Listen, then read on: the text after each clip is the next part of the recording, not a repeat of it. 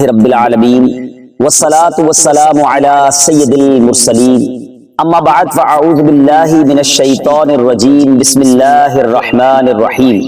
پڑھیے الصلاة والسلام علیک یا رسول اللہ وعلی آلک واصحابک یا حبیب اللہ. الصلاة والسلام علیک یا نبی اللہ وعلی آلک واصحابک یا نور اللہ. درود پاک کے بے شمار فضائل و برکات ہیں، بہت ساری فضیلتیں، واقعات ہمیں درود پاک کے فضائل میں ملتے ہیں. میرے آقا اعلیٰ حضرت امام اہل سنت مولانا شاہ امام احمد رضا خان علیہ رحمت الرحمان نے اپنی فتاوی رضویہ شریف کی جلد نمبر 23 کے پیج نمبر 122 پر ایک بڑی خوبصورت یوں سمجھیے کہ واقعے کو نقل کیا کہ حضرت ابو المواہب رضی اللہ تعالی عنہ فرماتے ہیں کہ میں نے خواب میں رسول اللہ صلی اللہ تعالی علیہ وسلم کو دیکھا اور پیارے آقا علیہ السلام نے مجھ سے فرمایا کہ قیامت کے دن تم 1,00,000 بندوں کی شفاعت کرو گے.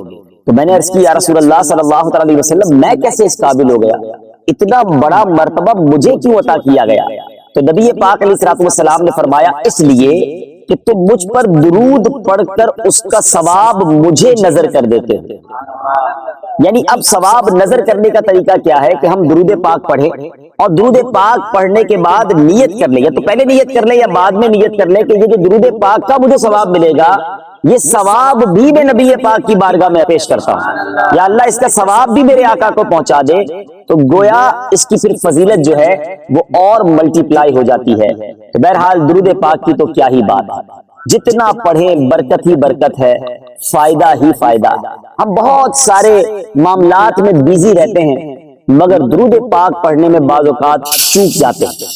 ہم اگر اپنے پورے دن کے شیڈیول کو دیکھیں تو ہمارے پاس بہت ساری چیزوں کے لیے ٹائم ہے مگر ہم پورے دن میں کتنی بار درود پاک پڑھتے ہیں یہ ہمیں غور کرنا ہے. تو بہرحال نیت کر لے کہ انشاءاللہ اب روزانہ کثرت کے ساتھ درود پاک پڑھیں گے انشاءاللہ.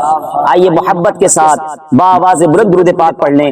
صلو علی الحبیب صلی اللہ تعالی علی محمد صلی اللہ علیہ وسلم.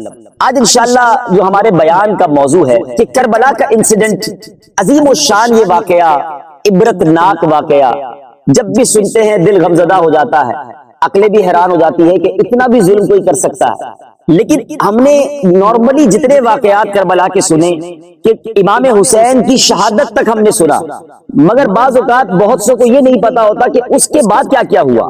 کربلا کا جو واقعہ ہے یا اس واقعے کے بعد ان یزیدیوں کا کیا بنا، امام حسین رضی اللہ تعالیٰ عنہ ان کے قافلے والوں کے ساتھ کیا کچھ پیش آیا، اور پھر اس پورے واقعے سے مجھے اور آپ کو لیسن اور سبق کیا ملتا ہے. میں نے اور آپ نے اپنی زندگی میں اس پورے واقعے کے بعد تبدیلی کیا لانی ہے، یہ آج ہمارے بیان کا ٹاپک ہے.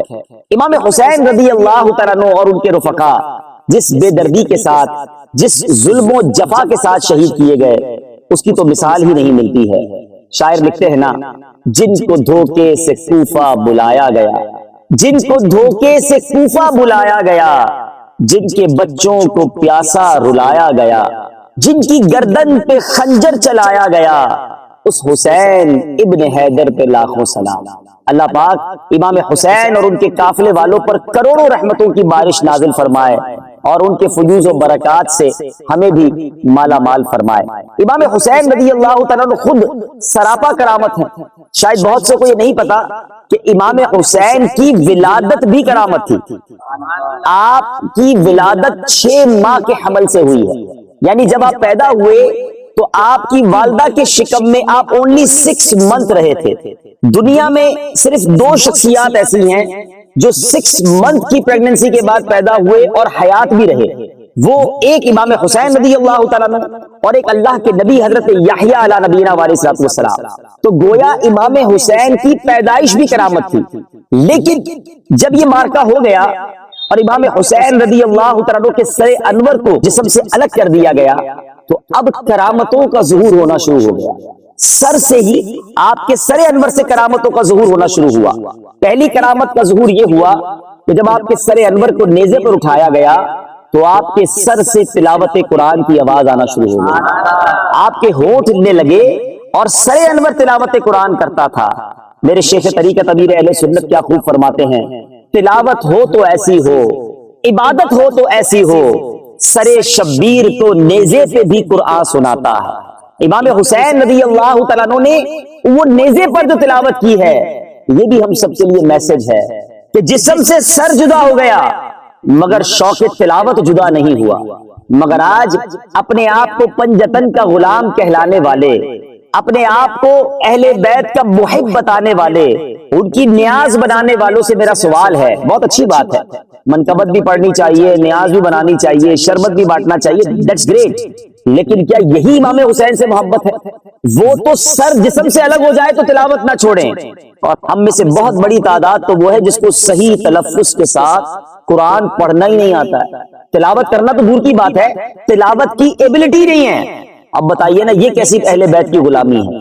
بہرحال اب سر انور جب خولی بن یزید، یہ مردود وہی ہے کہ جس نے حضرت امام حسین رضی اللہ تعالیٰ کا سر جو ہے تن سے جدا کیا، شمر اور خولی یہ وہی بدبخت ہے۔ اب جب خولی یہ سر انور لے کر گورنر ہاؤس پہنچا ابن زیاد کو پیش کرنے کے لیے، تو گورنر ہاؤس کا ڈور جو تھا، دروازہ بند ہو گیا تھا، تو یہ اپنے گھر لے آیا سر انور کو، اور اپنی زوجہ، اس کی زوجہ کا نام تھا نوار، اپنی زوجہ کو کہتا ہے کہ اے نوار، دیکھ تیرے لیے میں کتنی بڑی دولت لایا ہوں۔ امام حسین رضی اللہ تعالیٰ کے سر انور کو بے ادبی سے زمین پر رکھا اور اس پہ برتن الٹ دیا۔ وہ عورت عاشق اہل بیت تھی، کہتی ہے بدبخت، لوگ مال و زر لاتے ہیں، تو نبی کے نواسے کا سر لایا، آج کے بعد میں نے تیرے ساتھ رہنا ہی نہیں ہے۔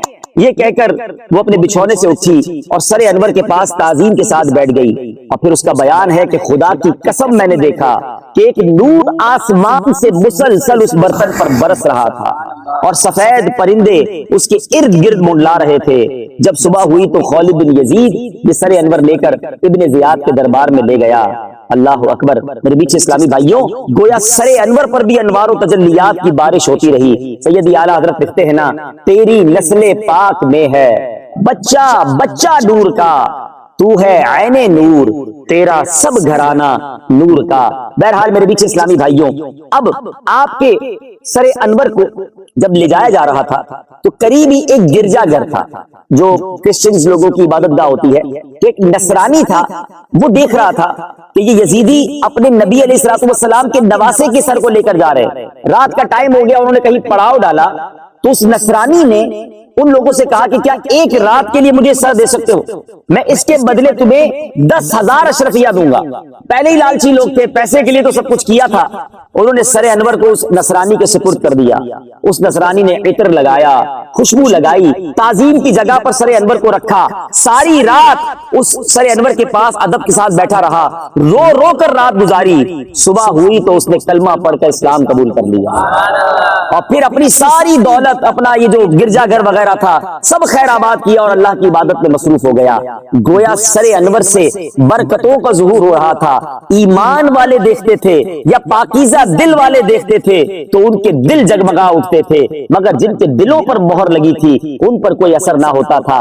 دیکھیے نا، نبی پاک علیہ الصلوۃ والسلام کے دور میں بھی تو ایسا ہی تھا کہ پیارے آقا کو ایمان کی حالت میں کوئی دیکھتا تھا تو صحابی بن جاتا تھا، لیکن اگر کسی کے دل پر ہی مہر تھی تو ابو جہل نے بھی تو دیکھا تھا، مکے کے کافروں نے بھی تو دیکھا تھا، مگر ان کے دلوں پر مہر تھی۔ بہرحال میرے بیچ اسلامی بھائیوں، حضرت امام حسین رضی اللہ تعالیٰ عنہ کے سر انور کو پھر ابن زیاد کے دربار میں پیش کیا گیا۔ اس بدبخت نے وہاں بھی بڑی بدتمیزی کی، بے ادبی کی، مگر اس کے بعد اب سوال یہ ہے، there is a question، کہ اتنا بڑا ظلم یہ ہو کیسے گیا؟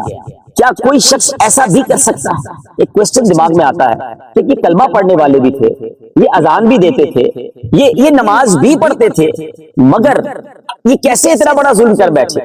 اس کا جواب جو ہے وہ بڑا ہی ڈرا دینے والا ہے کہ یہ کیسے پاسبل ہے کہ کوئی کلمہ پڑھنے والا اپنے نبی کے ہی نواسے کو شہید کر دے، انہی کے خاندان کے لوگوں کو پیاسا رکھے۔ ذرا غور کریں نا، ظلم بھی کیسا تھا۔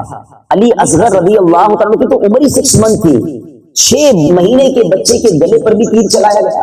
حضرت علی اکبر رضی اللہ تعالیٰ کے بارے میں آتا ہے کہ آپ ہم شکل مصطفیٰ تھے صلی اللہ علیہ وسلم، زبان ایسے کہ نبی پاک کا شبیہ نظر آتی تھی، انہیں بھی شہید کیا گیا۔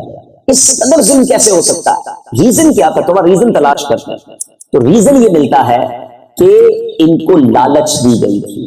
یزیدیوں کو یہ کہا گیا تھا کہ تم یہ معاذ اللہ انہیں شہید کر دو یا گرفتار کر کے لے آؤ تو تمہیں گورنری دی جائے گی، تمہیں پیسے دیے جائیں گے۔ اس کا مطلب یہ ہے کہ جب لالچ آ جائے نا تو انسان وہ کچھ کر گزرتا ہے جس کے بارے میں امیجنیشن بھی نہیں کی جا سکتی۔ اور نبی پاک علیہ الصلوۃ والسلام کی حدیث پاک بھی موجود ہے۔ میرے آقا علیہ الصلوۃ والسلام فرماتے ہیں کہ دو بھوکے بھیڑیے، اگر سمجھیے گا، ہنگری ولف، بکریوں کے ریوڑ پر چھوڑ دیے جائیں۔ اب بھیڑیے بھی بھوکے ہوں اور بکریاں پورا ریوڑ ہو تو کتنی چیڑ پھاڑ کریں گے؟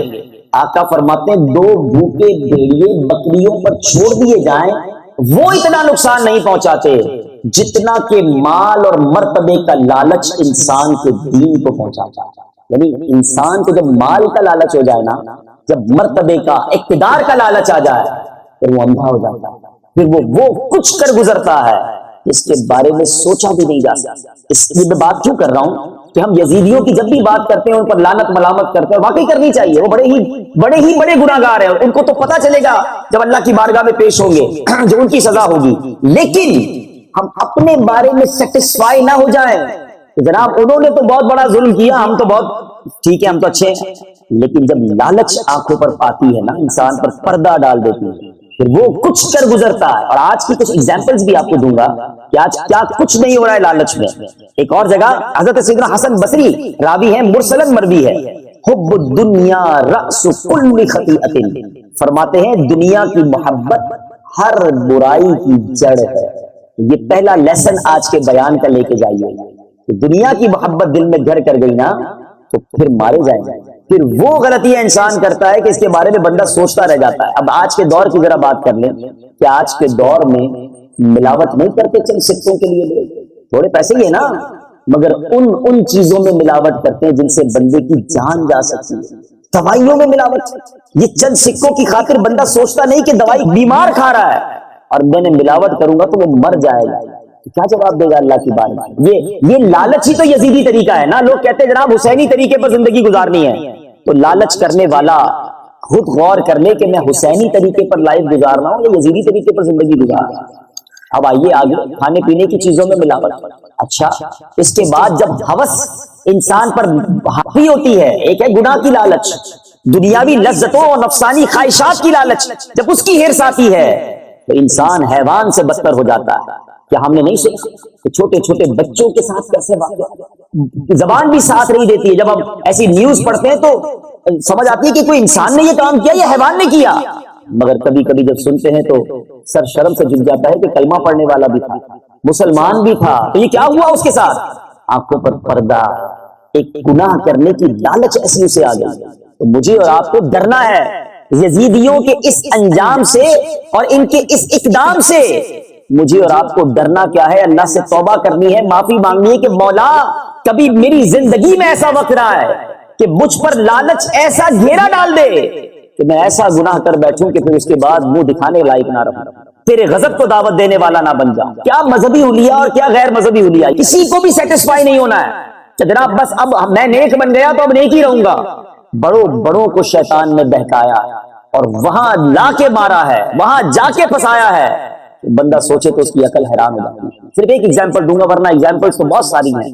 بلم بن باعورہ، یہ وہ شخص تھا جس کو اسم اعظم کا علم تھا، یہ زمین پر کھڑے ہو کر لوح محفوظ کو دیکھ لیا کرتا تھا اور یہ دعا کرتا، ہر دعا قبول ہوتی، مستجاب الدعوات تھا۔ اس کے ساتھ کیا ہوا؟ پیسوں کا لالچ دے کر بنی اسرائیل کے لوگ آئے، دیٹ از گریڈ، یہ ہے لالچ، سمجھو اس بات کو۔ یہ انسان کو بڑے بڑے نیک پارسا آدمی کو برباد کر دیتی ہے، اور جو پہلے ہی لالچ میں مبتلا ہے اس کو تو نہ جانے کیا حال ہوتا ہوگا۔ لوگ آئے، کہا اے بلم بن باعورہ تیری دعائیں بڑی قبول ہوتی ہیں، تجھے اتنا مال دیں گے کسی طرح حضرت موسیٰ علیہ السلام کے خلاف بد دعا کر۔ وہ کہتا اللہ کے بندو تم مجھ سے اللہ کے نبی کے خلاف بد دعا کروانے آئے؟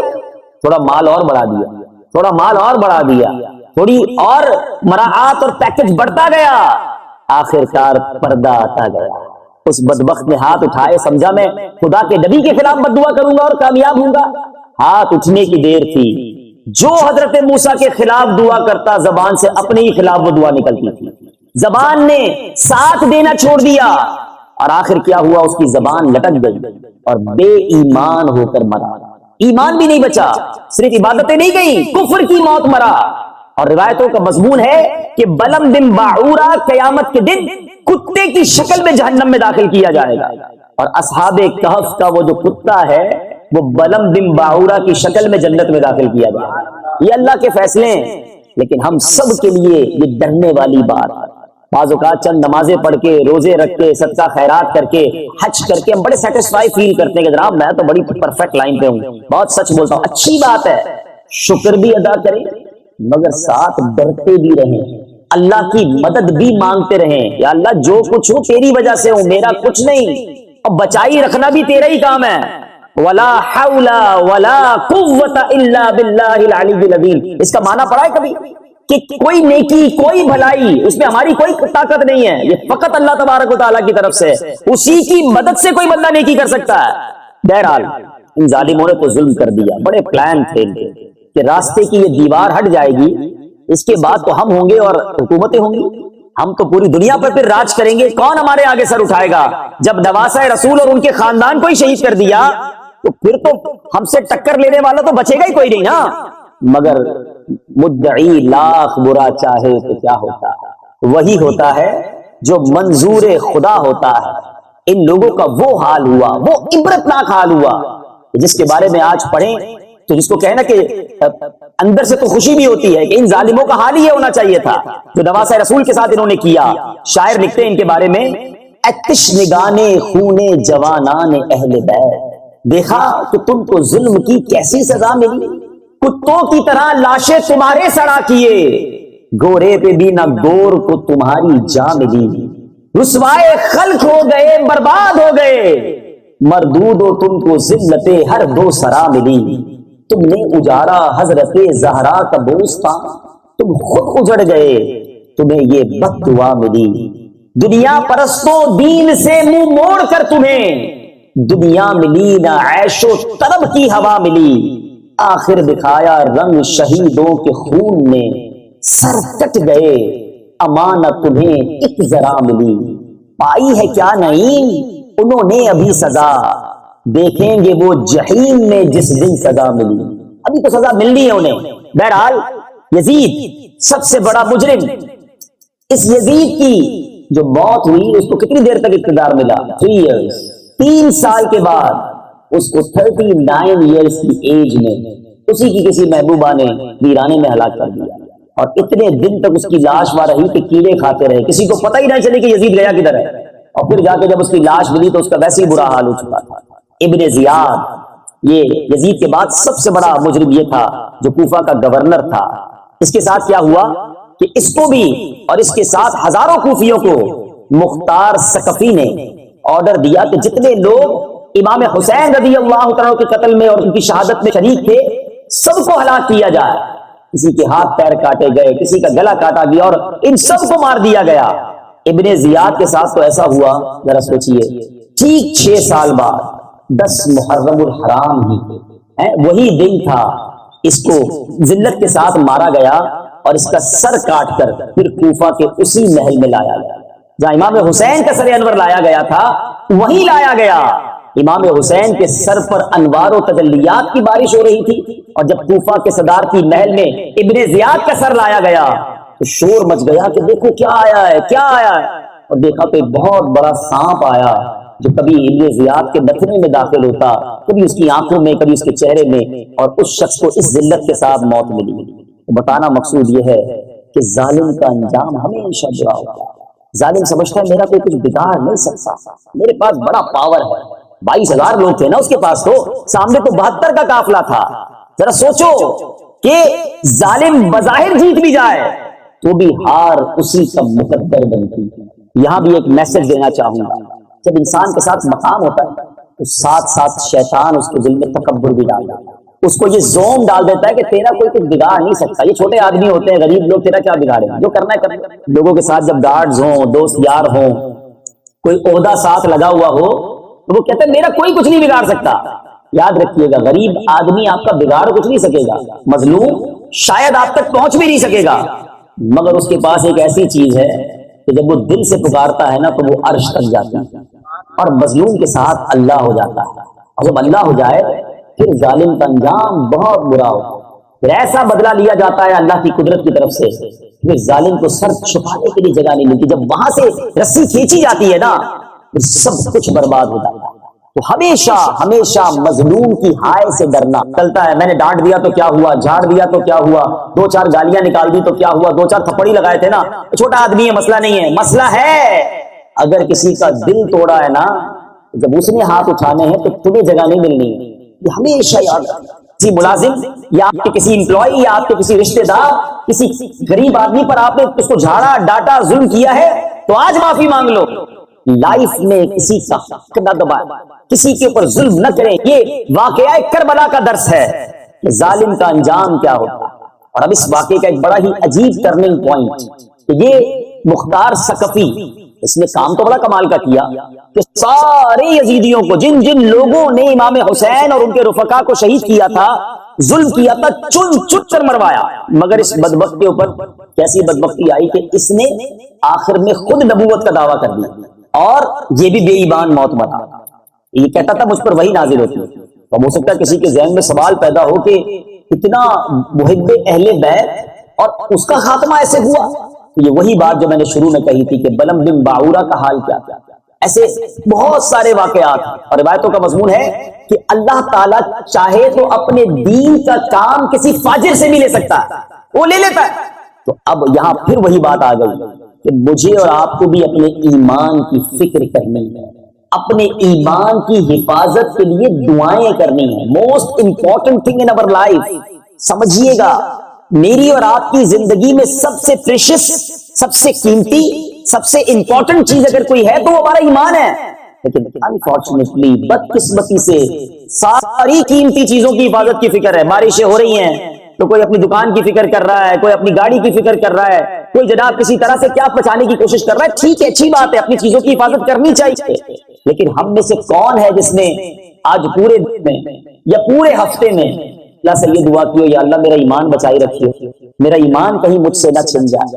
اصل میں بعض لوگوں کا یہ ذہن بن گیا ہے کہ ایمان بس ایک بار مل گیا اب تو ٹھیک ہے مسلمان ہوں تو اب مسلمان ہی بنوں گا نا، اللہ کرے ایسا ہی ہو جائے۔ ایک حدیث تو آپ سب کو یاد ہوگی، انما الاعمال بالنیات، ٹھیک ہے نا، ایک حدیث تو بڑی مشہور ہے کہ اعمال کا دار و مدار نیتوں پر۔ ایک اور حدیث پاک ہے، انما الاعمال بالخواتیم، کہ اعمال کا دار و مدار خاتموں پر ہے۔ خاتمہ ایمان والا نہیں ہے، جتنے روزے رکھے، جتنی نمازیں پڑھی، جتنے سجدے کیے، جتنے صدقے کیے، سب ختم، demolish, finish, null and void. اگر کوئی شخص بغیر ایمان کے دنیا سے جاتا ہے، اس کا کوئی عمل اس کے کام نہیں آئے گا۔ اس کا مطلب یہ ہوا کہ ایمان پر مرنا یہ بہت ضروری ہے، ایمان بچا کے رکھنا ہے۔ تیرے صدقے میں آقا سارے جہاں کو دین ملا، مگر نبی پاک کی دعا کیا ہے؟ یا مقلب القلوب ثبت قلبی علی دینک، اے دلوں کو پھیرنے والے میرے دل کو اپنے دین پر ثابت قدمی عطا فرما۔ یہ نبی پاک کا انداز ہے۔ اور ہم غلامان مصطفیٰ گناہ گار، ہم میں سے کس کو فکر ہے کہ ایمان کے لیے ہم کبھی دعا کریں؟ خدا را اس کی فکر کریں۔ مسلمان بھی دائرہ اسلام سے خارج ہو سکتا ہے، یہ ہے مجھے اور آپ کو سمجھنے والی بات۔ اب سوال یہ پیدا ہوتا ہے کہ مسلمان کیسے دائرہ اسلام سے خارج ہو جائے گا؟ ہاں، یہ سمجھنا ضروری ہے۔ اس کے لیے دو تین چیزیں، ایک تو یہ ہے کہ گناہ کی کثرت، جو شخص کنٹینیو گناہ کرتا ہے نا، مسلسل اللہ کی نافرمانی کرتا ہے، روایتوں کا مضمون ہے جب بندہ ایک گناہ کرتا ہے اس کے دل پر ایک بلیک ڈاٹ لگا دیا جاتا ہے۔ اتنے گناہ کر لیتا ہے انسان کہ پورا دل ہی سیاہ ہو جاتا ہے، اب اس پر کوئی ہدایت کی بات اثر نہیں کرتی۔ ایسے کئی لوگ ہوتے ہیں جن سے آپ اللہ رسول کی بات کرو مذاق اڑانا شروع کر دیں گے، نماز کی بات کرو بات ہی نہیں سنیں گے، دل بالکل سیاہ ہو چکا ہوتا ہے۔ تو گناہ کی کثرت یہ ایک سبب ہے ایمان کے چھن جانے۔ سیکنڈ ریزن جو بڑا تیزی سے پھیل رہا ہے وہ ہے زبان کی بد احتیاطی، جس کے منہ میں جو آتا ہے اللہ یہ کہتا ہے، اللہ یہ فرماتا ہے، قرآن میں یہ لکھا ہے۔ بھائی کہاں لکھا ہے تمہیں پتا ہے؟ کچھ بھی نہیں پتا، بس دوستوں میں بیٹھے اور قرآن و حدیث سے بحث شروع کر دینی ہے۔ ایک الف میں نہیں آتا اور اپنی طرف سے کبھی اللہ رسول کا نام لے کر باتیں کر رہے، سوچتے نہیں جو چیز قرآن میں نہیں اس کو قرآن میں شامل کرنے کا مطلب کیا ہوا؟ آپ پہ قرآن میں اضافہ کر رہے ہیں۔ آپ مفتی ہیں، آپ عالم ہیں، آپ مفسر ہیں، آپ ہیں کون؟ اپنی زبان کو قابو میں رکھے۔ کبھی اللہ کے بارے میں، کبھی فرشتوں کے بارے میں، کبھی دوزخ کے بارے میں، کبھی جنت کے بارے میں مذاق اڑائی جا رہے ہیں۔ اچھا، پھر اس کے بعد دوستوں کی گیدرنگ میں آج کل چٹکلے بن گئے، کامیڈی شو کلپس آتے ہیں، اور اس میں جناب جس کی جو مرضی ہے مذاق اڑا رہا ہے، جہنم کا، جنت کا، فرشتوں کا، اور لوگ ہنس رہے ہیں. یہ وہ بے ادبیاں ہیں، یہ وہ گستاخیاں ہیں کہ بعض اوقات بندے کو ایمان سے خارج کر دیتے ہیں. سوچئے یہ جگہ زبان چلانے کی نہیں ہے. We are Muslim, we have boundary. ہماری کوئی باؤنڈری ہے، ہم اس باؤنڈری سے باہر نہیں نکل سکتے. ہماری اوقات ہمیں پتہ ہونی چاہیے کہ کہاں بولنا ہے، کہاں نہیں بولنا ہے. اچھا ایسی باتیں جب ہم کرتے ہیں نا، میرے پاس تو پوری ایگزامپلز ہیں، میں بیان کو بہت طویل نہیں کرنا چاہتا. میں ایمان کے حوالے سے آپ کو ایک بک ریفر کروں گا. یہ بک ہر مسلمان کو پڑھنا ضروری ہے. اللہ سلامت رکھے میرے پیر و مرشد کو. علماء فرماتے ہیں کہ پچھلے 1400 سالوں میں اس موضوع پر اتنی وضاحت کے ساتھ اردو زبان میں ایسی کوئی کتاب نہیں لکھی گئی، اور اس کا نام ہے کفریہ کلمات کے بارے میں سوال و جواب. پلیز ایک بار پڑھ کر تو دیکھیں آپ اس کتاب کو، آپ کو اندازہ ہوگا کہ ہم باتوں باتوں میں کیا کیا کہہ جاتے ہیں. اوپر اللہ، نیچے تم. اللہ تبارک و تعالیٰ کو اوپر والا کہنا کفر ہے. ہم تو بچوں کو بھی سکھاتے بیٹا اللہ کہاں ہے، وہ بچے بھی اشارہ کر رہے ہوتے ہیں. علم ہی نہیں ہے نا. اللہ کے لیے سمت مکان ماننا یہ کفر ہے. لیکن سیکھا کس نے، معلوم کس نے کیا؟ یہ میں نے آپ کو صرف ایک چھوٹی سی مثال دی ہے. تو خدا را اپنے ایمان کی فکر کیجیے. ایمان کے بغیر کچھ نہیں ہے. ایمان نہیں تو کچھ بھی نہیں. بعض اوقات انسان ایمان سے بھی جاتا ہے، اس کا نکاح بھی ٹوٹ جاتا ہے اور اسے معلوم بھی نہیں ہوتا. اب مثال کے طور پہ، اچھا یہ تو اب گانوں کے اشعار، ایسے تو بہت سارے اشعار ہیں، میں صرف فور ایگزامپل بتا رہا ہوں. میں نے کتاب میں پڑھا تھا کوئی ایسا شعر ہے کہ پوجا کروں یا سجدہ کروں. اب اپنے محبوب کو کوئی یہ کہہ رہا ہے کہ تیری پوجا کروں یا سجدہ کروں، تو یعنی محبوب کو خدا مانا یا پوجا کرنے کے لیے اس کو معبود مانا، یہ تو کفر ہے. اور ایسے گانے لوگ گا رہے ہوتے ہیں، لڑکے لڑکیاں گڑگڑا رہے ہوتے ہیں، ایک دوسرے کو شیئر کر رہے ہوتے ہیں. اب بتائیے یہی تو وہ سازش ہے شیطان کی کہ کسی طرح لوگوں کا ایمان چھین لیا جائے، اور ہم اس کی سازش میں آ جائیں کیونکہ لا علمی ہے، علم سے دوری ہے. اچھا یہ تو ہو گئی یہ باتیں. اچھا اب انسان ایک کیفیت میں آتا ہے، کسی کے ساتھ کوئی واقعہ ہو جائے، اللہ معاف کرے کسی کے گھر میں جوان موت ہو گئی، ایکسیڈنٹ ہو گیا. یاد رکھیے مومن کا امتحان ہے نا. امام حسین کے سامنے 6 مہینے کے علی اصغر کو شہید کیا گیا تھا. زبان پر شکوہ آیا، کمپلین آئی، علی اکبر جوان شہید ہوئے، کمپلین آئی. ہر حال میں اللہ کا شکر تھا نا، رب کی رضا پر راضی تھے. ادھر میت ہو جائے تو کتنے کفریہ کلمات زبان پر آتے ہیں لوگوں کو. اللہ کو میرا ہی گھر نظر آیا تھا، میرا ہی جوان بیٹا ملا تھا، اللہ سنتا ہی نہیں ہے میری، استغفر اللہ. یہ سارے کفریہ کلمات ہیں. اللہ کو ظالم کہنا، اللہ کو نہ سننے والا سمجھنا. لیکن یہ تو میں نے چھوٹی چھوٹی باتیں کی ہیں. اگر آپ اس کی ڈیٹیل میں جائیں اور یہ کتاب آپ پڑھیں گے تو آپ کو اندازہ ہوگا کہ اس کیفیت میں دیکھیں گھر میں حادثہ ہوا، تکلیف ہے، مگر اس حادثے کی وجہ سے ایمان ہی چلا گیا. یہ تو بہت بڑی تکلیف ہو گئی نا، بہت بڑی مصیبت آ گئی. تو پلیز چاہے خوشی ہو چاہے غم، ہم خوشی میں بھی ایک باؤنڈری کے اندر رہیں. سیلیبریٹ کرنے کا اسلام میں منع نہیں ہے، ہم اپنی خوشیوں کو انجوائے کریں، کوئی منع نہیں ہے، مگر ایک باؤنڈری ہے نا. ہمارا حال تو ایسا ہے کہ خوشی میں بھی رب کو ناراض کرتے ہیں اور غم میں بھی رب کو ناراض کرتے ہیں. وہ سیلیبریشن کے نام پہ طوفان بدتمیزی ہوتا ہے. یعنی ہماری سیلیبریشن جب بھی خوشی کی بات آئے گی تو ساتھ ناچ گانا آئے گا، ہے ساتھ میوزک ضرور ہوگا، ساتھ بے پردگی ضرور ہوگی، ساتھ فائر ورک ضرور ہوگا. یعنی ہر وہ کام خوشی میں کرنا جس سے اللہ ناراض ہوتا ہے. ارے عقل تو یہ کہتی ہے کہ رب عطائیں بڑھاتا، میں سجدے بڑھاتا، وہ مہربانی کرتا تو میں شکر کرتا. مگر ادھر حال یہ ہے کہ وہ عطائیں بڑھاتا ہے، بندہ خطائیں بڑھاتا. پھر ہم کہتے ہیں پتہ نہیں کیا نظر لگ گئی، پتہ نہیں گھر میں کیا ہو گیا، اتنا زبردست نیا گھر بنایا تھا، اتنی بڑی پارٹی کی تھی، گھر میں مزہ ہی نہیں آتا، پتہ نہیں جب سے گھر گیا ہوں بیمار رہتا ہوں. تم نے اس گھر میں داخل ہوتے وقت شکر کب کیا تھا؟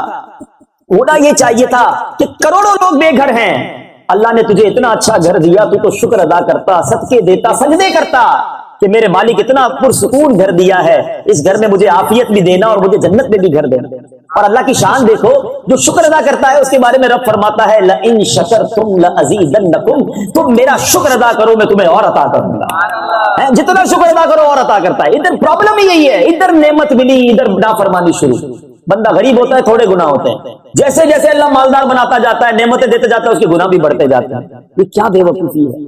Please try to understand. ہماری خوشی میں بھی رب راضی ہو، یعنی وہ کیسی خوشی ہے اپنے آپ سے پوچھ لو. اب اس پہ آپ خود ہی ساری چیزیں ایڈ کر لیجئے، چاہے وہ برتھ ڈے ہو، چاہے وہ شادی ہو، چاہے وہ جناب نیا گھر ہو، یا جس قسم کی بھی آپ کی سیلیبریشن ہو. یہ کیسی خوشی ہے کہ آپ تو خوشیاں منا رہے ہیں مگر اس خوشی سے آپ کا رب ناراض ہو. خوشی وہ ہے کہ میں بھی خوش رہوں اور میرا رب بھی مجھ سے خوش رہے. اس سے اچھی خوشی کون سی ہوگی؟ اور جب بھی زندگی میں تکلیف آئے نا، آزمائش آئے، اب مومن کا امتحان. دیکھیں آزمائش کے بغیر کسی کی لائف نہیں گزرے گی، یہ پہلے سے پلان سمجھ لیجیے.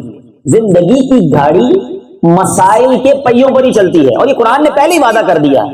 بسم اللہ الرحمن الرحیم وَلَنَبْلُوَنَّكُمْ بِشَيْءٍ مِّنَ الْخَوْفِ وَالْجُوعِ وَنَقْصٍ مِّنَ الْأَمْوَالِ وَالْأَنفُسِ وَالثَّمَرَاتِ، پوری لسٹ اللہ نے دے دی، ہم ان قریب تمہیں آزمائیں گے۔ وَلَنَبْلُوَنَّكُمْ بِشَيْءٍ، کن کن چیزوں سے؟ خوف سے، ڈر سے، کبھی ٹینشن ہوتا ہے دشمن کا خوف، ڈاکو کا خوف، دہشت گردوں، کبھی نہ کبھی زندگی میں آپ خوف کی کیفیت سے گزریں گے، خوف سے، جوع سے، پھر نقص من الاموال، تمہارے مالوں میں کمی ہوگی، کوئی آپ کی آئٹم خراب ہو جائے گی، کوئی ڈسٹرب ہو جائے گا، کاروبار ڈاؤن ہو جائے گا، آپ کے ثمرات کے اندر، یعنی کوئی پھلوں اور کھیتوں والا ہوگا تو اس کے باغ پھل وہ بھی خراب ہوں گے، تمہاری اولاد میں پرابلم ہوگی، تمہارے مالوں میں پرابلم ہوگی، تمہاری جان میں بیماری آئے گی، یہ ساری چیزوں سے آزمایا جائے گا۔ That is the message of قرآن، کہ آزمائش آئے گی، صبر کرنا، کیونکہ ان اللہ مع الصابرین، اللہ صبر کرنے والوں کے ساتھ ہے، صابروں کے ساتھ۔ تو کربلا کا پیغام ہمیں یہ بھی ملتا ہے کہ مصیبت اور آزمائش میں صبر کا دامن نہیں چھوڑنا۔ ہمیں ایک آخری روایت سنا کر اپنی گفتگو ختم کرتا ہوں۔ حدیث پاک کا مضمون ہے کہ اللہ تبارک و تعالیٰ نے کسی بندے کا کوئی اسٹیٹس، کوئی مقام رکھا ہوتا کہ یہ بندہ وہاں تک پہنچ جائے، مگر روزے رکھ کے، عبادت کر کے، ریاضتیں کر کے نہیں پہنچ پا رہا ہوتا، عمل نہیں ہوتا، تو پھر اللہ تبارک و تعالیٰ اس بندے پر کوئی آزمائش بھیجتا ہے، بیماری بھیج دی، لاس ہو گیا کاروبار میں، یا واٹ ایور پرابلم آئی، تاکہ یہ بندہ صبر کر لے اور اللہ اسے اس گریڈ تک، اس مرتبے تک پہنچا جائے۔ یعنی یہ آزمائش آپ کے اور میرے مرتبے بڑھانے آئی تھی، مگر ہائے اس بد نصیب کا واویلا کرنا، بے صبری کرنا، کمپلینس کرنا کہ مرتبے تو نہ بڑھے، بے صبری کر کے وہ ثواب بھی ضائع کرنا۔ تو اپنی زندگی میں ہمیشہ یہ ذہن بنائیں کہ اگر آزمائش آئی ہے تو میں نے صبر کرنا ہے، خوشی ملی ہے، نعمت ملی ہے تو میں نے شکر کرنا ہے، میں نے اللہ کی نافرمانی نہ آزمائش میں کرنی ہے نہ خوشی میں کرنی ہے۔ تو بہرحال میرے بیچ اسلامی بھائیوں، مجھے اور آپ کو اس واقعے سے بہت کچھ سیکھنے کو ملتا ہے۔ کاش جو اب اگلی زندگی ہے، اب آج کے بعد کی جو زندگی ہے، وہ حسینی طریقے پر گزرے، وہ لالچ کے ساتھ نہ گزرے، وہ ظلم کے ساتھ نہ گزرے، وہ ناشکری کے ساتھ نہ گزرے، وہ بے صبری کے ساتھ نہ گزرے۔ یہ ساری باتیں میں نے آج آپ کو ایک ایک کر کے بیان کی ہیں۔ آپ نے اپنی زندگی کا گول بنانا ہے کہ میں نے صابر بننا، میں نے شکر گزار شاکر بننا، میں نے لالچی نہیں، میں نے اپنے رب کا فرما بردار بننا، میں نے ظالم نہیں، میں نے مظلوموں کا ساتھ دینے والا بننا ہے، غریبوں کی غم گساری کرنے والا بننا ہے۔ اور اب آخری بات یہ بتائیے نا، امام حسین جب دنیا سے گئے، دیٹ ٹائم آپ کس کنڈیشن میں تھے؟ امام حسین سجدے میں سر قلم کیا گیا۔ بتاؤ نا یہ کیا میسج ہے؟ امام حسین اپنے سارے ماننے والوں کو گویا یہ میسج دے گئے کہ ہم تلواروں کے سائے میں اور تب ریت میں نماز نہ بھولیں، تم نرم بستروں پر نماز قضا مت کرنا، میں تو پنجتن کا غلام ہوں کہنے والوں، وہ تپتے صحرا میں سجدہ کریں، تم بستر پر فجر قضا کر دو۔ بتاؤ نا نماز قضا کر کے کون سی اہل بیت کی غلامی ہے؟ کیسے جواب دیں گے مگر قیامت کے دن امام حسین رضی اللہ تعالیٰ عنہ سے ہماری ملاقات ہو گئی اور انہوں نے پوچھ لیا کہ ہم تو نانا کے دین کو بچانے کے لیے سب کچھ قربان کر گئے، تم نے دین کی کیا خدمت کی؟ ہمارا تو آخری وقت بھی سجدے میں تھا اور تم نماز قضا کرتے رہے، ہم کیا جواب دیں؟ پلیز، حسینی طریقہ ہے نماز پڑھنا، حسینی طریقہ ہے تلاوت کرنا۔ یاد رکھیے گا آج سے تقریباً 1400 سال پہلے آپ کے لیے چلتا 9 اور 10 محرم کی درمیانی رات، تصور کرتے ایک طرف 72 افراد کے خیمے لگے ہوئے، رات کا کا عالم، اور بائیں طرف بہت بڑی خیمہ بستی ہے، 22,000 کا لشکر خیموں میں۔ آپ کو پتہ ادھر والے خیموں میں کیا ہو رہا تھا؟ سجدے ہو رہے تھے، تلاوت ہو رہی تھی، دعائیں ہو رہی تھی، جری آوازاری ہو رہی تھی، اور ادھر خیموں میں ناچ گانے ہو رہے تھے، شراب چل رہی تھی، رنگ رلیاں منائی جا رہی تھی۔ ذرا غور کر لو ہماری راتیں کیسی گزر رہی ہے، نمازوں میں، سجدوں میں، دعاؤں میں، تلاوت میں، یا معاذ اللہ کوئی رات فلموں کے بغیر نہیں ہوتی، کوئی رات گانوں بازوں کے بغیر نہیں ہوتی۔ کئی ایسے بد نصیب ہیں کہ شراب پیتے۔ بتاؤ یہ کون سا طریقہ ہے، حسینی طریقہ یا یزیدی طریقہ؟ اپنے دل سے پوچھو۔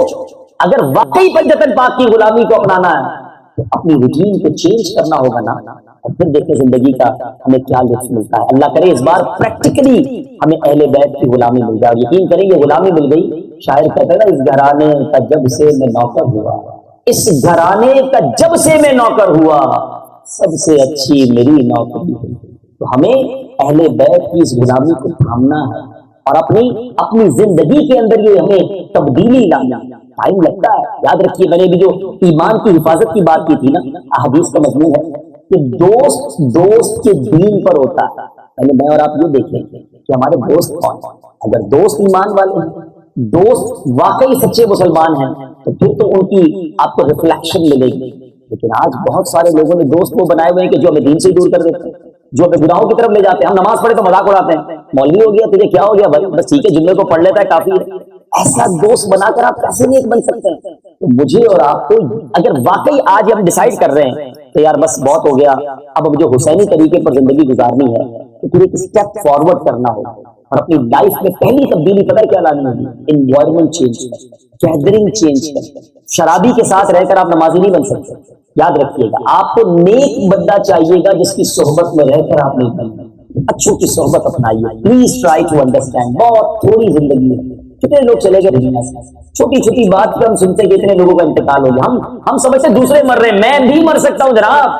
کل کوئی یہ بات کر رہا ہوگا یار ہمارے ساتھ ہی تھا فلاں بندہ، ہم ساتھ کھانا کھایا تھا اور رات میں قبر میں چلا گیا. ایسے ہی ہمارے ساتھ ہو جائے. ابھی بھی اچانک چلے جائیں گے. تیاری کر لو جانے کی. کبھی بھی بلاوا آ سکتا ہے. جب کبھی بھی بلاوا آ سکتا ہو نا، تیاری کر کے رکھنی چاہیے. جس بندے کا ٹریول کی ڈیٹ ڈیسائیڈ نہ ہو مگر اسے پتا ہے کبھی بھی ٹریول ہو سکتا ہے، تو بیگ ریڈی رکھتا ہے، پاسپورٹ ریڈی رکھتا ہے کہ یار اچانک بھی جانا پڑ جائے، فلاں جگہ کام اٹکا ہوا ہے. بالکل ایسا ہی ہے. ہم سب کے ہاتھ میں بورڈنگ کارڈ آ چکا ہے. We have to fly.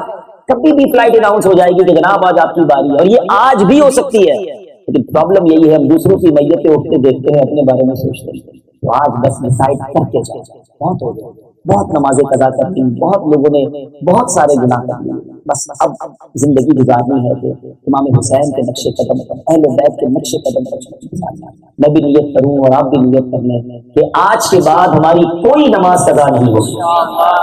ایسا نہیں ہے، ایسا نعرہ لگائیں کہ شیطان بھی ادھر سے بھاگ جائے. آج کے بعد ہماری کوئی نماز قضا نہیں ہوگی. آج کے بعد حرام روزی کے قریب بھی نہیں جائیں گے. امام حسین کے نیزے پر تلاوت قرآن کے بارے میں سنا ہے، نیت کرو آج کے بعد روزانہ تلاوت قرآن کریں گے. اور اچھی دوستی کی جو بات کی ہے نا، وہ یہی تو ہے کہ آپ اچھے لوگوں میں اٹھنا بیٹھنا شروع کریں. دعوت اسلامی کا مدنی ماحول آپ کو یہ موقع دیتا ہے کہ جب آپ سنتوں کے عامل لوگوں کو دیکھتے ہیں تو آپ بھی سنت پر عمل کرنا آپ ایزی فیل کرتے ہیں. اللہ پاک ہم سب کو عمل کرنے کی توفیق عطا فرمائے. آمین بجاہ نبی صلی اللہ